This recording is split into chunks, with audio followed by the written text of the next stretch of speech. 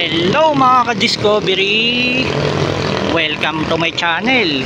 Ayun mga ka-discovery, nandito tayo ngayon sa may gas extension dito sa may Taytay Rizal. Yan, bali ngayon papakita ko lang yung ginagawa ng ng mga DPWH maintenance natin. Yan, yung magawa sila ng markings. Yan yung pedestrian lane. Yan, bali mga ka-discovery, papakita ko lang sa inyo kung paano yung ginagawa nila na pagsasayos ng ating mga markings dito sa ating highway. Yan, let's go, silipin natin.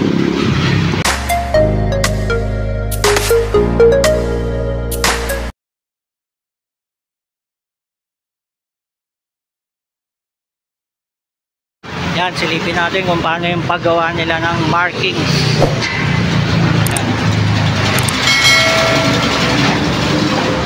Kuya, pintura? Pintura yung nilalagay dyan? Almax.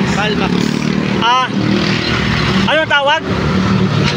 Almax. Yan. Yan, papakita ko lang kung paano ginagawa yung pedestrian lane. Yan, shoutout. Wala eh. Sa YouTube ako. Wala ko stick. Gusto ko lang pakita yung paggawa na ito para may yung may idea sila. Yan. Pang content lang.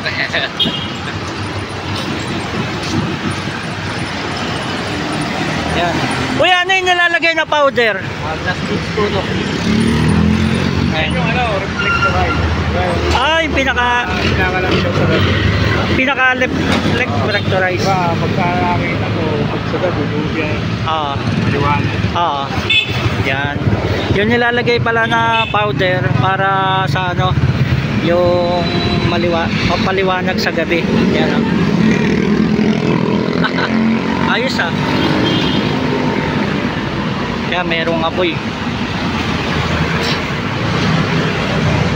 Ano yung niluluto yung pinaka-pintura niya? Ito niluluto sa truck. Sa truck na yan. Ayun. Parang harina yan, casting. Parang harina niluluto, no? Pero may apoy pa rin, no? Kabilaan yan, hindi pwede mawalan. Mabilis po tumigas yan. Okay.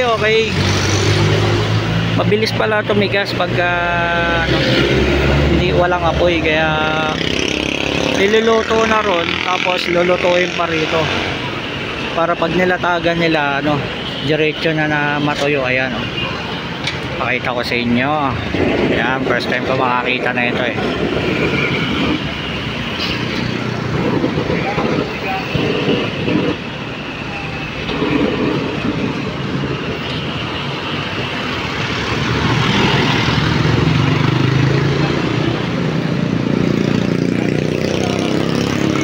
Mga ilang minuto kuya bago matuyo? 1 minute to 2 minutes. 1 minute to 2 minutes. Bilis lang, no? Kaya pala pag tuyo na pwede na agad daanan, no? Lalo na kung hindi mainit ang panahon. Wala pang 1 minuto, pwede na padaanan. Okay. Yan, masilip ko sa inyo paano yung ginagawa ng mga DPWH natin dito sa may sa may Ortigas Extension, Taytay Rizal. Yan ang mga gumagawa ng markings natin.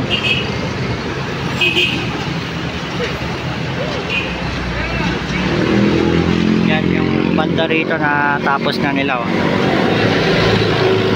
Yan, ito, i-aanoan ulit nila para medyo nabubura na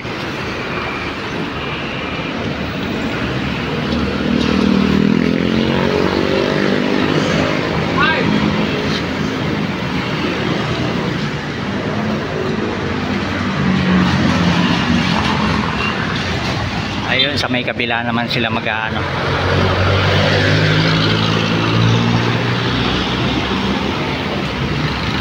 Buti ka lang yung motor ko.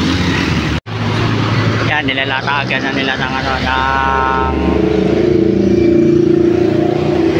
lalagyan nila ng yung pinakatali. Yan, importante lagyan nila ng mga barrier para safety nila.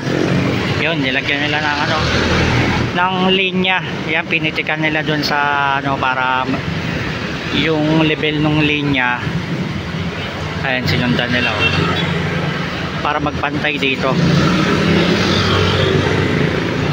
Yan, tinatapat nila dun sa dating may linya. Ngayon ayan, pipitikan nila nung pinaka tali para mag-mark yung pinaka linya nung sa pedestrian. Tapos nilalagyan nila nung pinaka pandikit.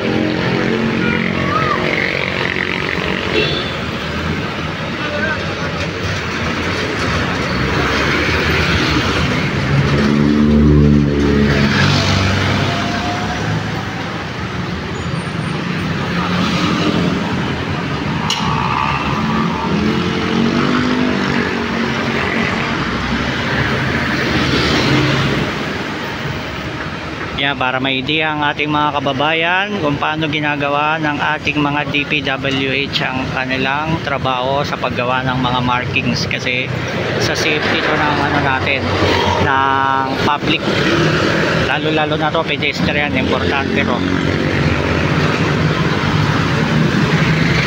Yan, lalatagan na nila ng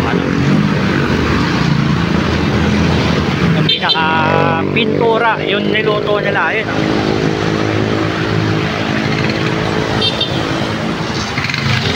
tapos lalagyan ng pinaka powder para raw reflectorize dun sa pinaka pintura, para may maliwanag siya sa gabi.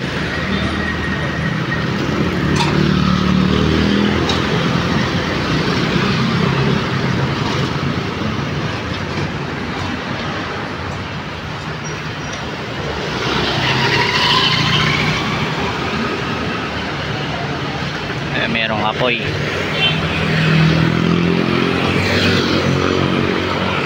Ayun, binaba yung pinaka panglapat.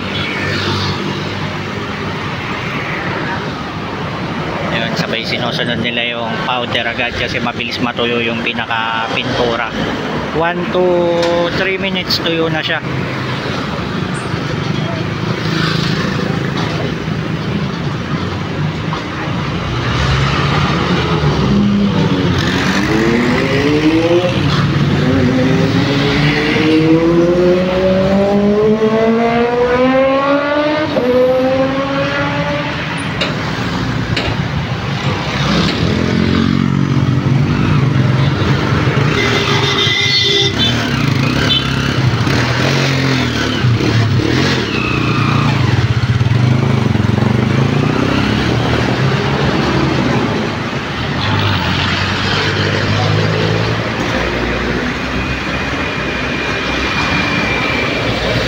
Iyan mga ka-discovery, hanggang dito na lang ang ating vlog sa pagpapakita ng trabaho ng ating mga DPWH dito sa paggawa ng mga markings dito sa ating highway at sa ating mga kalsada.